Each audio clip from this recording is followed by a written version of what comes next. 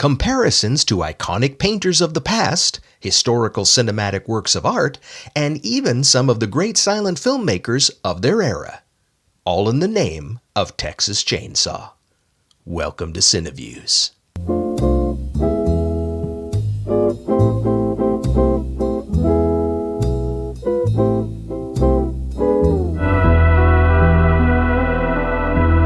There has been much documented about Tobe Hooper's 1974 horror opus, The Texas Chainsaw Massacre, that it's almost become a moot point. With the release of endless lush special editions, deep-diving docs, and even many well-documented Q&As, one would think that the well has run dry in terms of interesting stories to tell about all things chainsaw. Think again.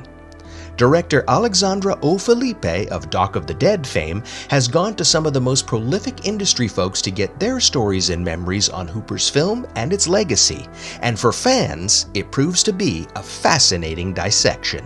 Beginning with comedian Patton Oswalt, who himself is not only a die-hard Chainsaw fan, but even incorporated it into a joke for his stand-up. Oswald compares the stylistic and effective nature to films like 1922's classic Nosferatu, and even the legendary Gone with the Wind. Next up is Audition and Itchy the Killer Helmer Takashi Miike, who tells a great tale of originally intending to see the 1931 film City Lights with Charlie Chaplin, but ultimately hitting Hooper's flick instead. Two sides of the coin.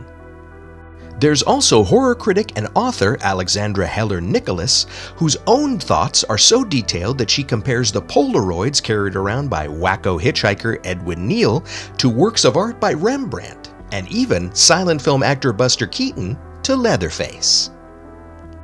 Legendary horror writer Stephen King also has much to say in a fun and delightful deconstruction that's almost academic. I see a book like Blood Meridian by Cormac McCarthy and Texas Chainsaw Massacre as fraternal twins. I would take that class.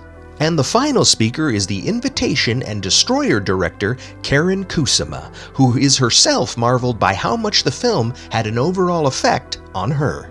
Texas Chainsaw expands my notion of what art even is. Not to worry. This doc also has some tasty behind-the-scenes and extra footage for Texas Hungry Hounds. But it's these personal stories of the film and its long-lasting effects told with candid and profound honesty that makes this a worthwhile addition to anyone's Leatherface collection. Proving that even after 50 years, the impact of a powerful picture will never be diminished, Hooper's Saw is still buzzing, and it's louder than ever.